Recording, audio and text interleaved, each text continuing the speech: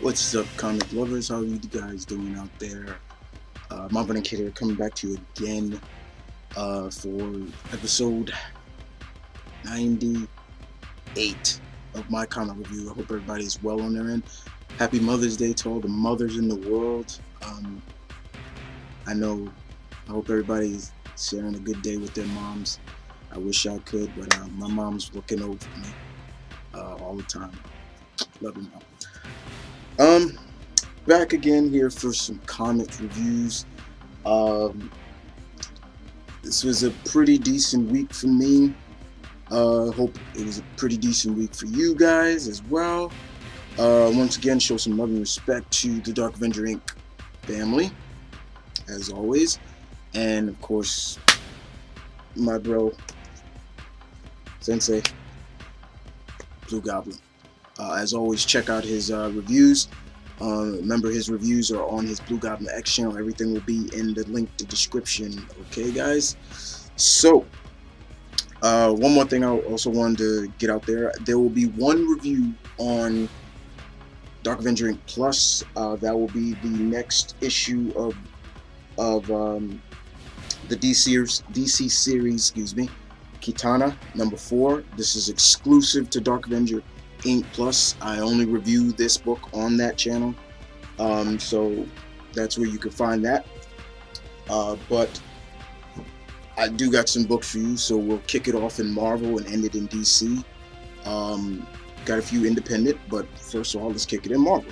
So we'll kick it off with none other than Astonishing X-Men. Oh, sorry about the glare. Astonishing X-Men this is issue 62. We're back to the Mardruk Blue stuff, the Mardruk Blue goodness of this series. Look who's on the cover, Iceman himself, Bobby Drake. This is coming off kind of a sense of the series, that miniseries Extermination, and something's going on with Bobby. Things are happening, and he can't really explain it, or is it he doesn't want to explain it, but a lot of his ex-girlfriends are coming back into the fold, many from his past, including Polaris, Lorna Dane, was back, and Bobby is with Kitty at the time, and they're coming, and they're just like, hey, Bobby, and Lorna even kisses him and everything like that, and he's like, hey, what are you doing here? Like, he's really happy to see her, and Kitty's like, excuse me, like, what is this? And it's more important that Bobby didn't call her, and it's not just that. A lot of people are coming, including Mystique. Mystique was really good in this issue.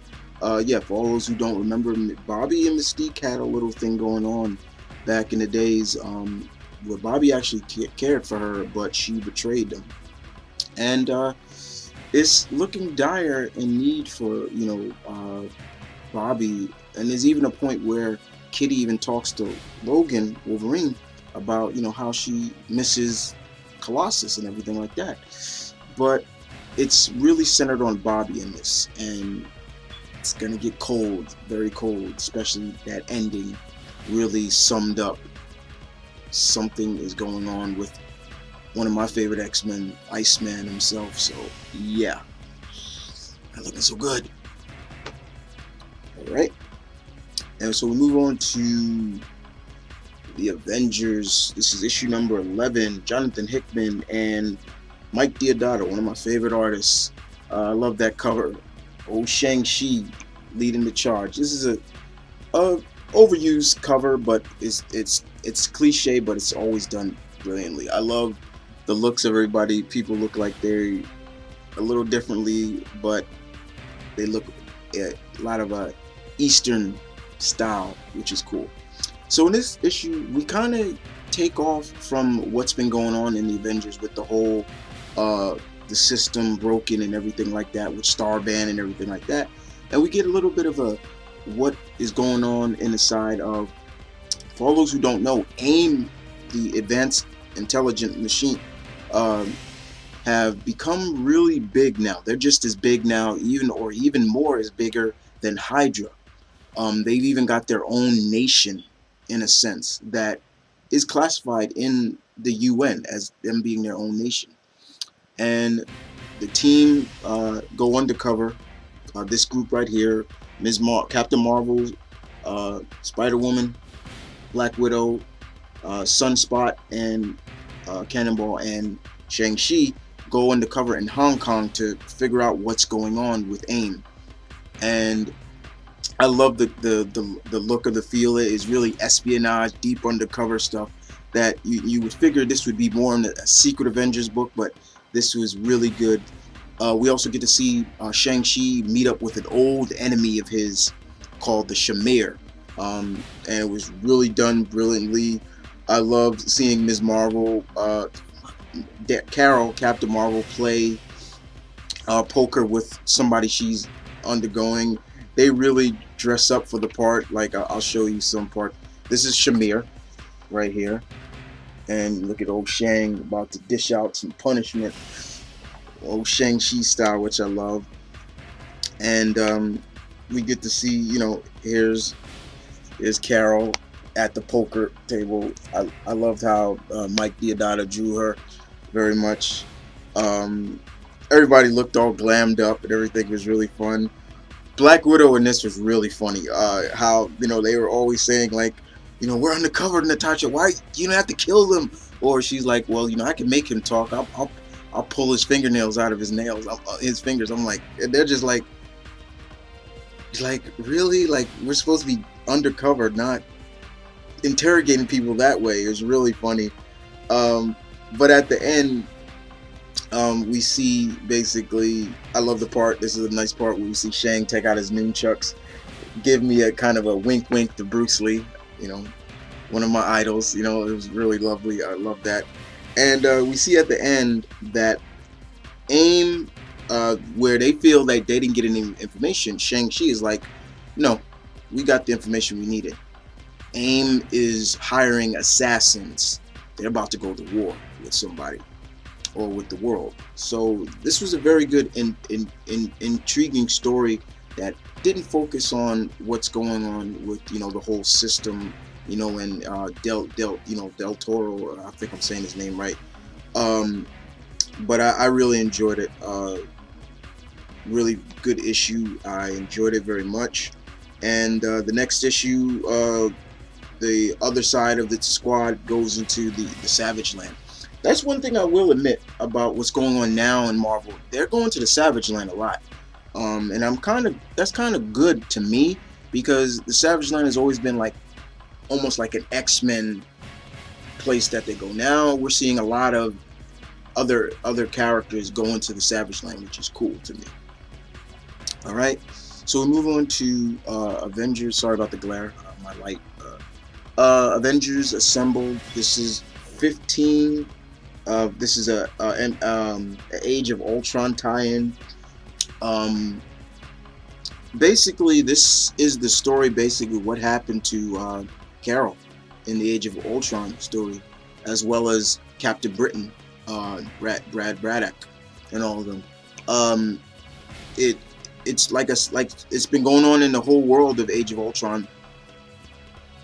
Great Britain, England, United Kingdom has suffered just as much as what's going over across the pond, and there are only a few members of Excalibur left. Black Knight, Captain Britain, and the wielder of Excalibur herself, Dr. Dang, I'm forgetting her name. Oh, damn it. Dr. Faizan Hassan, yeah, who in this issue becomes the new Captain Britain, because I'm gonna tell you, I'm gonna spoil a little bit for you, but it's basically keeping that Carol and Captain Britain. They try to devise a plan to take out the Ultrons in Great Britain, in England. However, it doesn't work as well, because in a sense, it was a suicide mission. They in this issue, they kind of show that Carol was just on vacation. She was just there, you know, just to have a vacation, and they keep kind of the continuity of she still can't fly because of her you know, if she flies, her brain, you know, something will happen to her. You know, that's been going on in Captain Marvel now. And really kind of just ended kind of bad for both captains. Pretty much it was, and they just, it was just like, so that's what happened to him.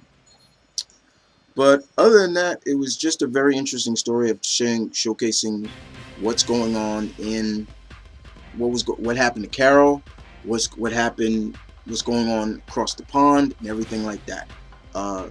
Before they go back into what's, the tie-in to what's going to happen between Captain Marvel, and there's a miniseries that's going to be dealt with Captain Marvel, called The Enemy Within, which I'm kind of looking forward to seeing what they do with that. But other than that, a decent tie-in to the Age of Ultron story arc that's going on. Alright, so we move on to Booyah Defenders number 4. Columbun and Sniley. I hope I'm saying his name right. I like that cover. What you want to put on? Valkyrie, yeah. This still continues with Valkyrie and the the Doom Maidens and everybody like that, and trying to get Danny Moonstar out of the situation that she was in from I believe LaFay and Mr. Raven. Hippolyta in this definitely is, you can expect her attitude. I respect her attitude and I understand her attitude. She's an Amazon, and they keep up that attitude of, Amazons are strong-willed, strong women. They don't need assistance too much of the man, the opposite sex and things like that. And we kind of get to see a little bit more in depth of Valkyrie, and a little bit of a teaser that Valkyrie may be the daughter of Odin. Because if you don't know Valkyrie, her real name is Brunhilde. That's her real name. And it kind of, there's a backstory in there. It's like, Brunhilde, I don't remember Brunhilde being, but this is kind of a twist, and it's kind of interesting in sense. And Annabelle, oh man, you gotta feel for Annabelle in this. She's trying so hard, but she's crushing hard on Valkyrie, and she just feels really out of place. But it's still a good story. It's still building very well. And her and Annabelle and Misty get sidelined because of, this is Valkyrie duty, but we're seeing the tidbits of what's to come, like where the rest of the, the Defenders are going to come from. I'm gonna show you right now. Basically, first of all, I gotta show you Danny Moonstar. I love her in her Valkyrie armor. I love it. I've always loved her in her Valkyrie armor when they showed her before. I love that. And but definitely, basically, Misty sends out the call. It's like, she sends, "Hello, hero. Are you for hire?" And I'm like, okay, what's this? This is looking good. But the next issue really is really good. I'm gonna enjoy it. I've been really enjoying this series very much. Just fun storytelling. You love the characters. I've always known about the characters. I'm a huge fan of Valkyrie. I'm a huge fan of Misty Knight. I haven't seen Hippolyta in years. She's not a new character, people. She's really old. She's an older character, but this new look for her is really cool, and you gotta love it very much. And I can't wait to see the rest of the Valcors come into, which Valkyrie has to assemble. All right, and we move on to Secret Avengers this is issue 4. Nick Spencer still does a decent job on this time, and Luke Ross's artwork. All right. So the last time we left off, we found out that AIM had stole the Iron Patriot armor that once belonged to Norman Osborn. Shield, because they're still trying to figure out AIM's plans, and Shield pretty much brings in the next asset to the, to their Secret Avengers team, as they call their asset, or I should say their high ordnance, basically high ordnance, meaning their weapon, you know, their WMD. They bring in the Hulk, and they use him to, you know, so they can get inside the country that AIM is in to use him, but say that he's under control by a SHIELD operative, that former SHIELD operative known as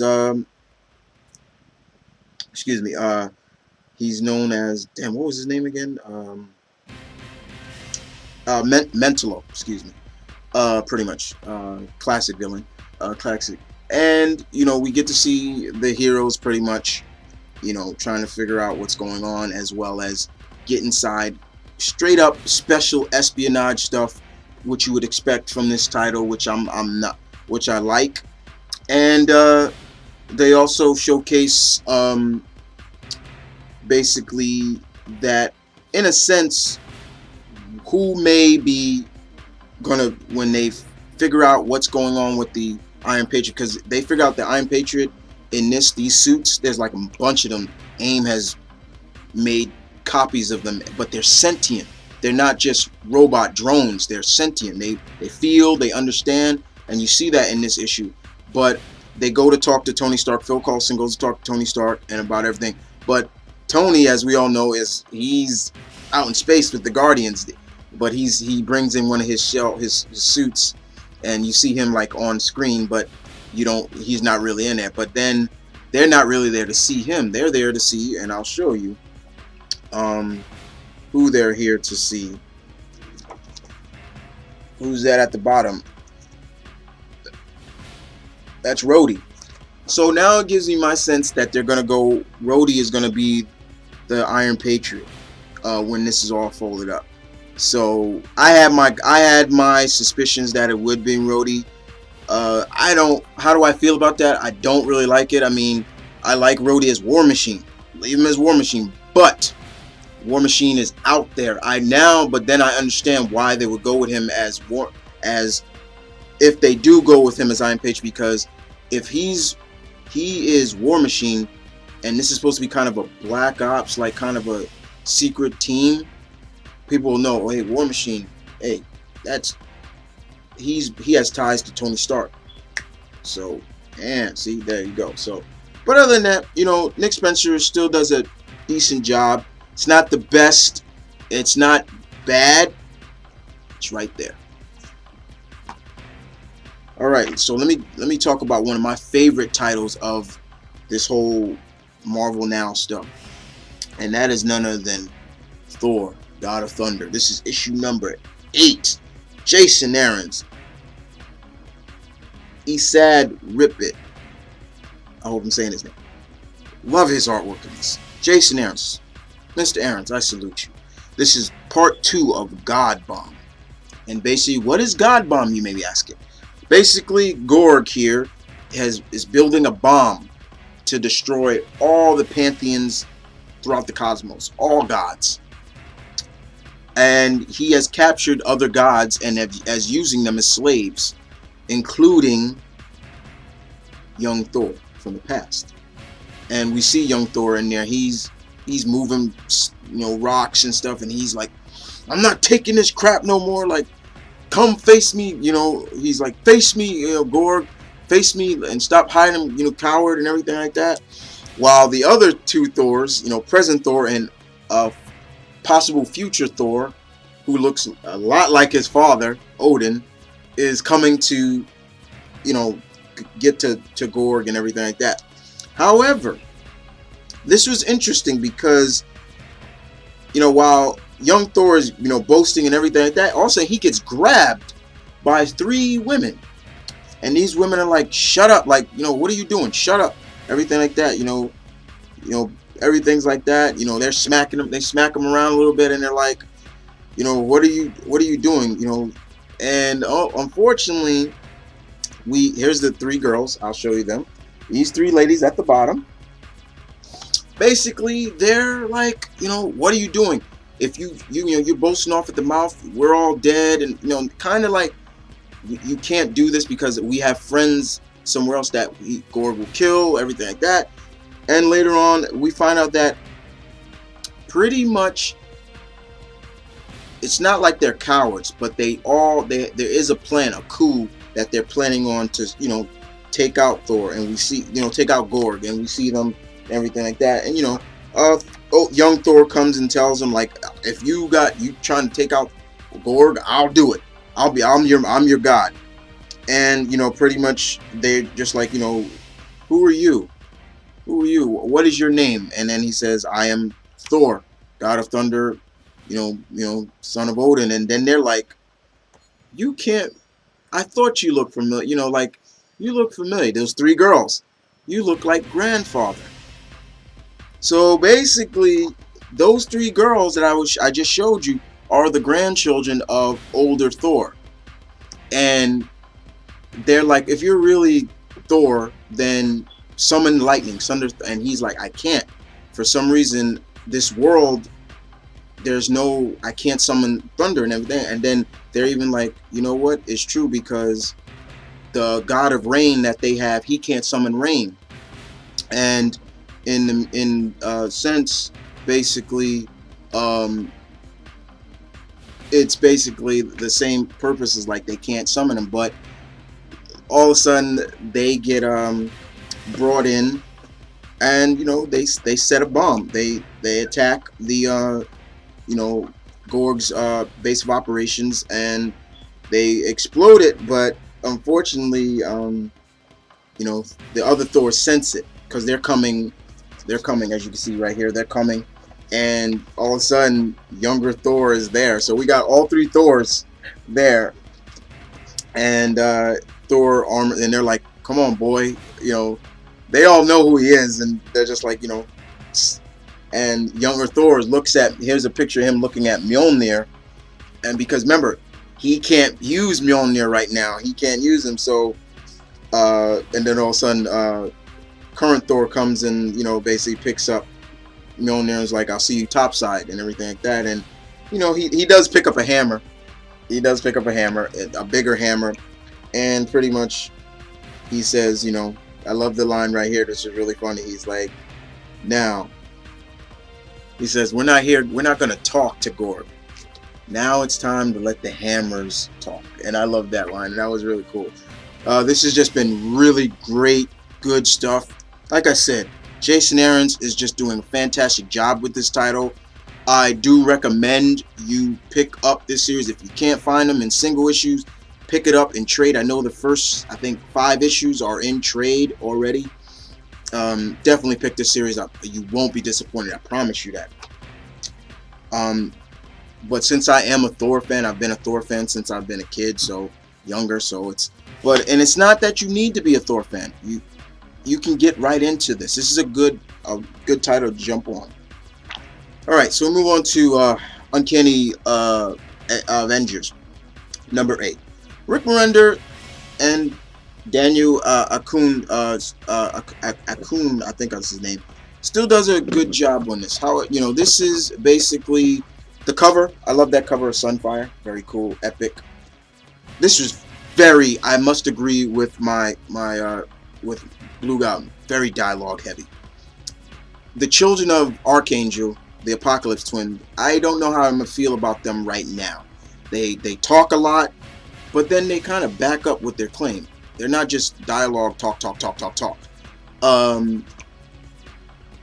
But this still has a lot to do with the past of what Odin warned Thor about, and so I'm liking that. But this was really dialogue heavy. What I don't like, and I must also agree with my mentor Blue Goblin, Mr. Remender, what are you doing with Janet? Janet is coming off like a complete bitch. I'm sorry, I gotta call it that. I've known Janet for years, and I've never seen her like this. She's always been the voice of reason with the Avengers. She's one of the founders. She was the one that named them, okay? And she's always been that voice of reason with the boys of the group. And her in this, there's an issue where they want to know what's going on with the Apocalypse Twins, because it does have something to do with X-Force, and everything like that. And Rogue is really like, what's going on? Tell me what's going on. And you know, then all of a sudden Janet comes and is like, what are you guys? You having some more secrets with you X people? And I'm like, where is this coming from? Why is she like this? And it ends with on a bang, literally, but still very dialogue heavy. This was kind of, I would say, the weakest, very dialogue heavy out of the series, out of the issues, and we're only on issue 8. But I do like the fact that this still has the plans of what's going on with what happened in that last issue with the past of young Thor fighting Apocalypse. Okay, so we move on to Uncanny X-Force number 4. I apologize for not reviewing this 2 issues before because my comic comic book store was out. It got sold out, and then when I did get them in, I was just like, you know what? I don't want to backtrack on anything. But the basics of it is Bishop is back. It is Bishop, but he has other people in his head as well, and it's a spiritual bear and owl, but it has more to do with, and I know some people are turned off by that, but I'm not. I'll stick with this title because this is the only place. I like Psylocke. I love Psylocke, and I'll stick with this even when X-Men comes out.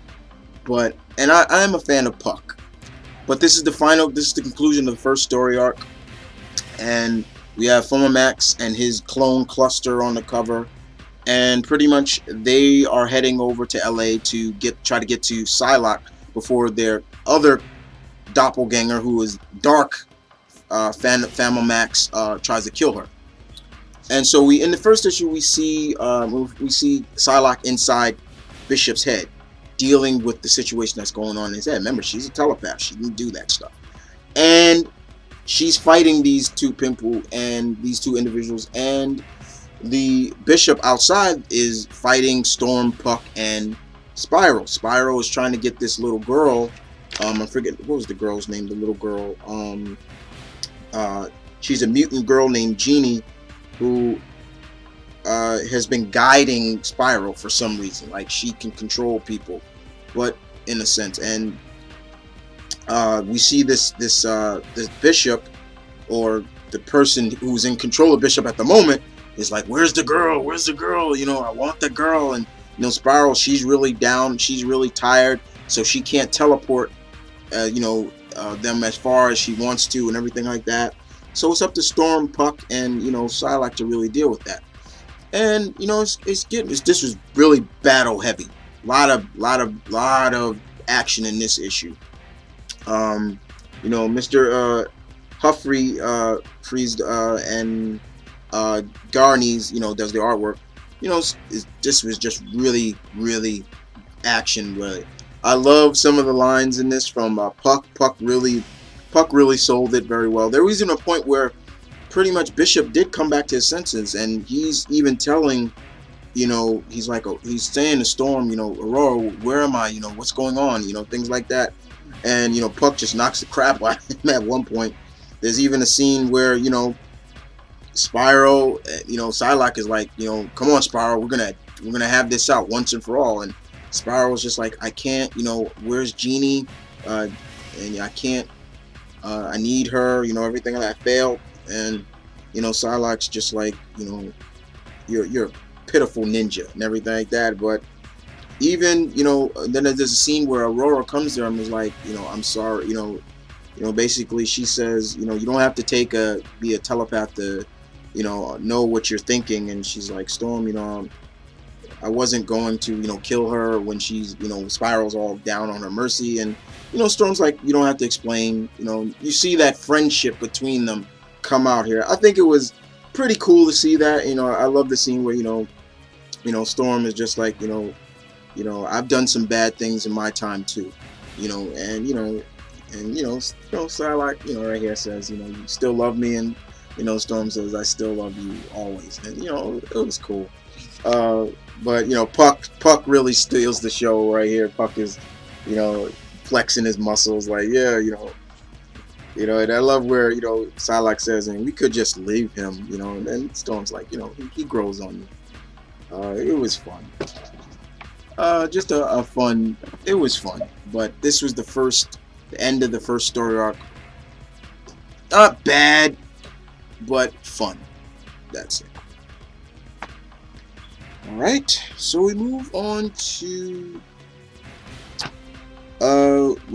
independent. I have 3 independent for you, and we kick it off with Mega Man 25. Yeah, happy 20th issue for Mega Man. Even though I haven't been around for all 25, but very good. This is part 4 of the Worlds Collide, and this is where we figure it was going to end up. This is it. This is where basically Mega Man, we left off the last issue where Mega Man, along with Rush, Eddie, Beat, and some other people, basically Tango. Thank you for, I believe that was Shadow Goth for you, my friend Shadow Goth, SGR, for telling me who the cat was. I couldn't remember who the robotic cat was, but I remember everybody else and things like that. And pretty much Sonic, they have it out. But then later on we see that the misunderstanding is resolved here. And they realize that they've been fighting each other for no particular reason, misunderstanding. And Mega Man even cures Tails, who has been turned into a robot master named Tails Man. And Mega Man does his traditional, grab, touch, to grab their powers. He touches them and reverts Mega Man Tails back into himself. And we find out later on that Bass and Metal Sonic kidnap Dr. Light, and pretty much now the rest of the team need to go back to Mega Man's Sonic's world to help, to get them out. So pretty much, Mega Man's like, I gotta go get my father, and Sonic's like, we gonna go help you get your father. I'll help you. It'll be fun as well. Mega Man's like, cool. They even give each other respect after they stop fighting. Like, you're a tough bot, so is you. Things like that. So pretty much it's Mega Man, Sonic, Tails, and his brother, and Mega Man's brother, Proto Man, go to the world, while Roll and the rest of the robots stay behind to guard this. And pretty much when they get back to Sonic's world, everything has changed very much, and I won't spoil after that. But this has still just been a fun crossover series, and we're only on issue 4, and this is a 12-parter, but very fun. I've been loving it. Give a lot of credit to, I believe, the writer is Mr. Ian Flynn. He's just been doing a fantastic job with the writing. It's just fun, very fun. So we move on to Dark Horse. Yes, for all those people out there, is like, hey Chris, when are we going to see you review a Dark Horse comic? Well, you got your wish, because when I heard that they were bringing back this classic character from the 90s, who I know of, I was like, oh, I'm all over this. And we're talking about, this is the first issue of Dwayne Swazinski and Nugent, I believe, who's Eric Nugent, X, #1. You guys remember X? The classic Dark Horse character? Well, he's back. And he's dishing out his form of justice in the city of Arcadia. It's the same old X that I remember. Gritty, it's kind of a reboot, but it's still gritty storytelling. Mr. Wayne Swazinski does a good job of capturing that in his writing, very much. And we see, there's a woman who pretty much, I'm forgetting her name. Her name is Lee, I believe, Lee, and she's looking for X here. She's trying to find him, but just gritty stuff. I'm not even gonna really spoil too much for you, but it's just really gritty stuff. And like I said, X is just dishing out his own form of justice in the city of Arcadia.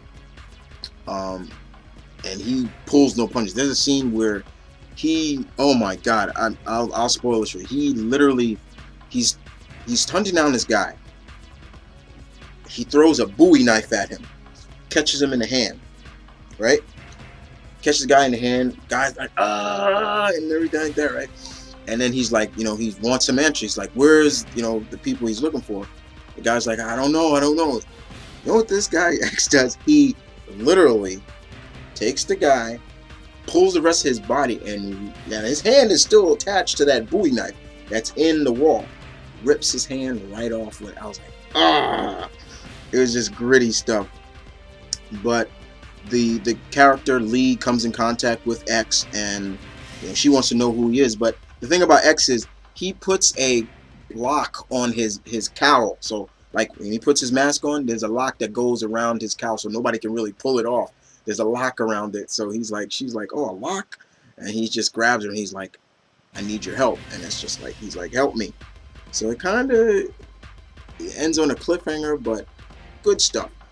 Good stuff from, like I said, Duane Swierczynski does a very good job, in my opinion. I do like Duane Swierczynski's writing. Just gritty stuff. Gritty stuff. Just gritty stuff. I'm not even joking about that. And we move on to Xenoscope, and we're back again with one of my favorite titles under, well, I should say one of my favorite characters under the Grimm universe, or you know, the Xenoscope universe. And we're back to Robin Hood Wanted. This is part 1 of another miniseries. This is the sequel to the first miniseries that was really good. And we still have Pat Shad doing the writing. I was looking for this cover. I love this cover. Beautiful. Very good. Look at her. So in this issue, still Robin is still trying to adjust to her life back on Earth and not in the mist. And you know, she's trying to still keep a profile, low profile, because back on Earth, she's wanted for arson, murder, everything. Now, she did murder the guys who brutally raped her and took out her eye. And in this issue, we see her, you know, just trying to keep a low profile. And she's even gone back to her father, like her deadbeat dad, and, you know, everything like that. Back in the mist, we're seeing people adjust to what happened in the past issue with, you know, the death of Prince John and, you know, the sheriff and everything like that. Now, the place is called Nottingham now. And yeah, it's getting there. We have an elderly man talking to his grandchildren, telling the story, the legend, because in the mist, in that world, Robin here is a legend. She's Robin Hood, which is really good. But it's basically, you know, Robin confronting her deadbeat dad, and she's even like, you know, you abandoned my mother. You know, she in point she's almost dared to kill him. But then she kind of backs off. She doesn't stop because she realizes that this is not what I want to become. And in a sense, we find out that her dad calls in the police. And I don't want to spoil what happens there, but it gets gritty there. But not very good storytelling for the first issue. This is another 5-part miniseries that's coming. I love Robin Hood very much. And once I heard they were doing a sequel to the previous one, I was like, I'm all over this.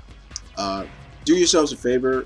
There are other, you know, besides, this is another recommendation to you guys. Dark Horse, Dynamite, all those other great, you know, independent companies, IDW. There's another independent company you should check out, and it's Zenescope. Just check it out. You know, go to zenescope.com, and you can see past titles, you know, trades, everything that you know, if you want to, you know, try to get into this universe. Very good stuff. All right. So we're gonna end this with 3 titles from the DC universe. Now, there wasn't a DC title, and that was the epilogue of the Wrath of the First Lantern, Wrathless of the First Lantern epilogue in Green Lantern Corps. I didn't read that. I too did not read that. I'm not going to read that because, yes, there are some things in there that are spoiled that happens in Wrath, the last part, the final battle on Wrath of the Lantern. So I won't read that. I thought that was really stupid to come out with the epilogue before the last issue of Green Lantern. And once again, to quote my Gabi, as he said, DC is licky licky on the Jeff Johns diggy diggy, and I gotta quote that. Yeah, all over Jeff Johns nuts. Come on. So yeah, let's move on. All right, so we move to Batman number 20. Scott Snyder still does a good job. Greg Capullo's artwork, fine. This is the conclusion of what's going on in what happened with Clayface. Yes, Clayface, we revealed that Clayface was the Bruce Wayne that we saw in issue number 19. And we see that Clayface is, he's doing his usual thing. I thought it was really interesting. He has captured Bruce and he's captured Lucius Fox. And he's put them in like an incinerator where all the other, old tech and everything like that goes for disposal. And, Lucius and Bruce and then we got to find a way out, everything like that. And Bruce finds a bat suit that looks very familiar, and I'm gonna show it off. And Lucius, he even a concept suit that Lucius Fox says for Batman, and they get out of the facility. But let me show you what the suit was. Ta-da! Yeah, does that suit look familiar to anybody? So Bruce even says like, and why did you throw this out? And he's like, because it's at least 20 years before the thing could, he says it's because it's at least 20 years before the thing is cost effective, but there are other reasons, so we don't do other thing like that. So Bruce kind of says to Lucius, okay, I'll call Batman to deal with Clayface. No, we know he's not. And, he's dealing with Clayface on his own. Pretty decent fight between Bruce and Clayface. As always, Bruce using his head when dealing with Clayface. And very touchy moments in this at the end, especially when Clayface, he starts to maybe suspect that Bruce is really Batman. He even says it out loud, like, you're Batman, like, we all know it's true, but everybody else, Commissioner Gordon, everyone, like, no, he's not. But he uses his head, as always, to beat Clayface. And then Clayface does something there that kind of sets Bruce off as Batman. And you should already know what it was. And it touches a nerve with Bruce. And then there's a touching moment at the end, which was fine. I was like, okay. And then there's the conclusion of the Batman Superman story, which was okay as well. And still, Bruce still dealing with the outcome of Damian. And, he even tells Superman, look, Clark, I'm not really ready to open up about Damian right now, but thank you. He even says, but thank you for coming with me. Thank you for, being a friend. When I'm ready, I'll tell you. And Clark's like, okay, all right, Bruce. And he's like, but if you still want to patrol with me, you're welcome to patrol with me. And Bruce is like, okay. I was like, okay, so that was fine.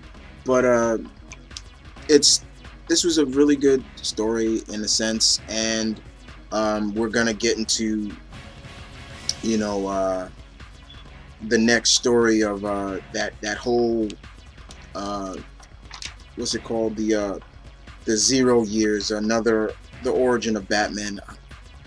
With all due respect to Mr. Snyder, why are we doing another untold? What more can you not tell from Batman's origin?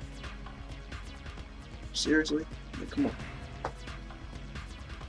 And we move on to Justice League of America. Once again, I don't buy this book. See, I get this book. Somebody else buys this book, so that's cool. But Justice League of America, who is the traitor in the mines, in the midst?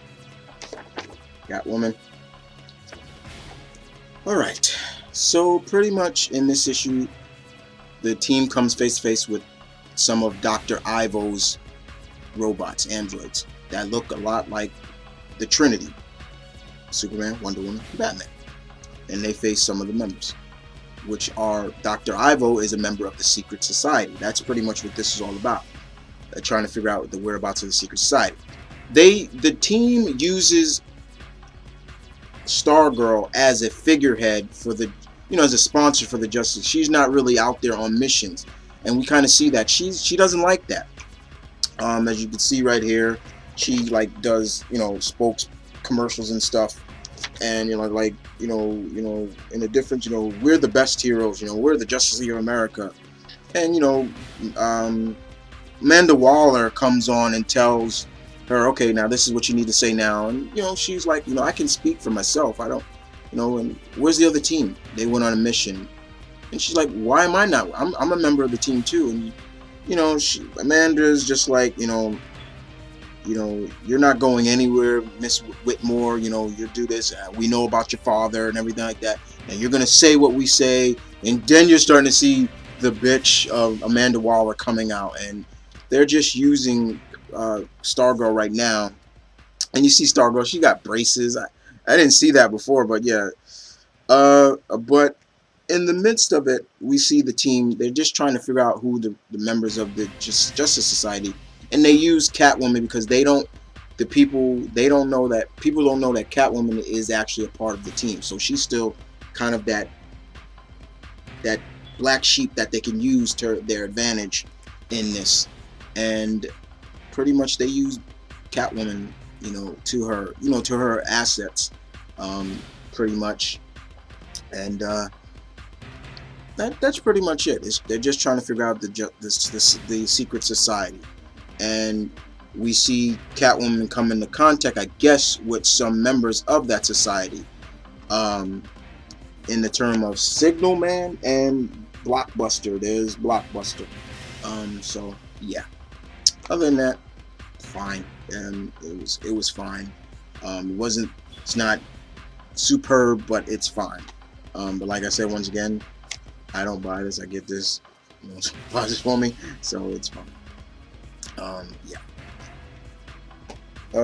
Yeah. So we end this on the last issue of the Ravagers, number 12. Heavenly Destruction, yeah, and this lives up to it. Deathstroke is here, and he's been hired by Harvest to take down the Ravagers, the people that escaped from his clutches. And it looks like he's just killing all of them, and that's what I thought was going on in the first time they showed. He's dealing with them, he's killing them, supposedly killing them, stabbing them with this knife called the Abio blade, and it's stabbing, it's stabbing them, and it looks like it's just disintegrating them. They're combusting, blowing up, just melting.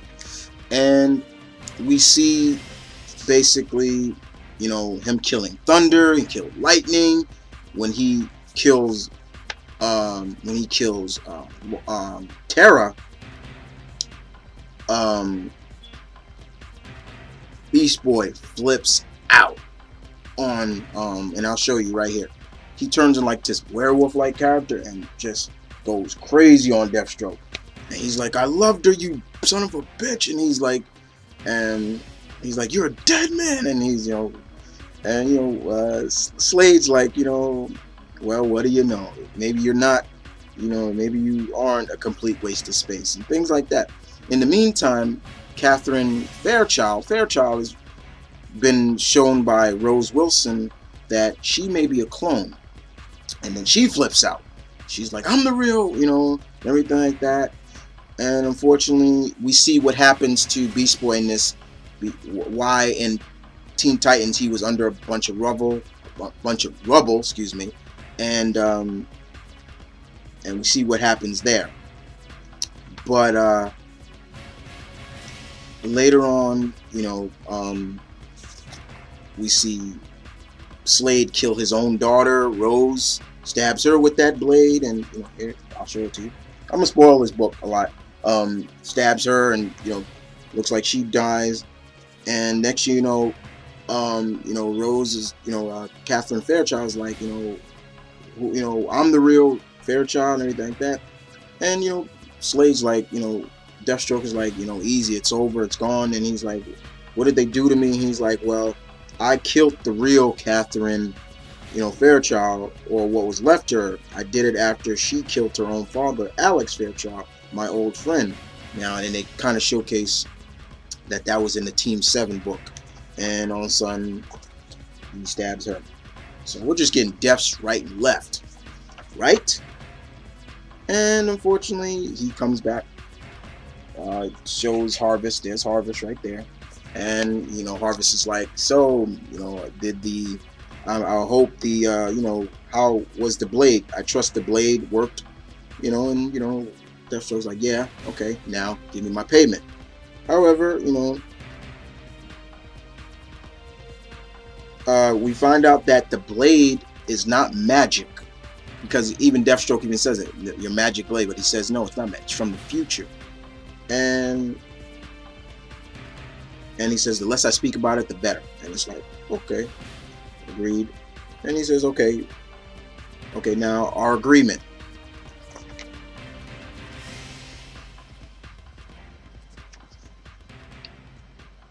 His daughter. We find out that the blade, when you stab them, it's not really a blade that kills. You actually dematerialize somewhere else.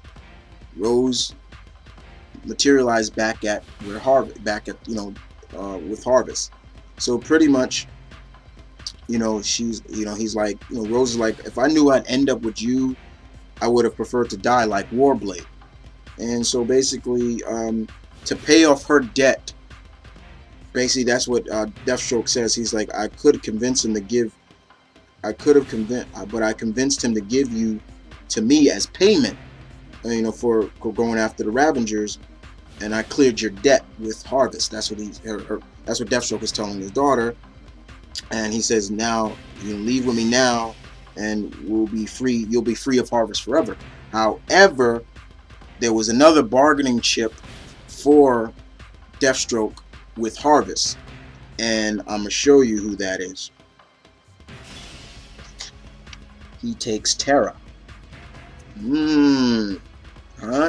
Now we're kind of getting a little bit of tidbit of classic storytelling with the Judas Contract with Terra and Deathstroke, everything like that, right? Classic story. If you haven't read that, pick it up. Classic. So he's like, you know, Rose is like, Rose is like, you know, that chance you think Terra's gonna work for you, not, you know, especially without leaving Beast Boy. And she's like, well, Beast Boy didn't make it. Unfortunately, you know he does, but there's nothing to keep her here. So pretty much like that. But basically, the rest of the Ravagers are now back in the clutches of Harvest, and pretty much it's like, so I look at that. When I look at this, I'm like, what was the point of them trying to get away from that? I thought at least they were going to be either part of the Teen Titans or something like that, because the Titans even said, Red Robin even said, like, if you need us, we'll be there to help.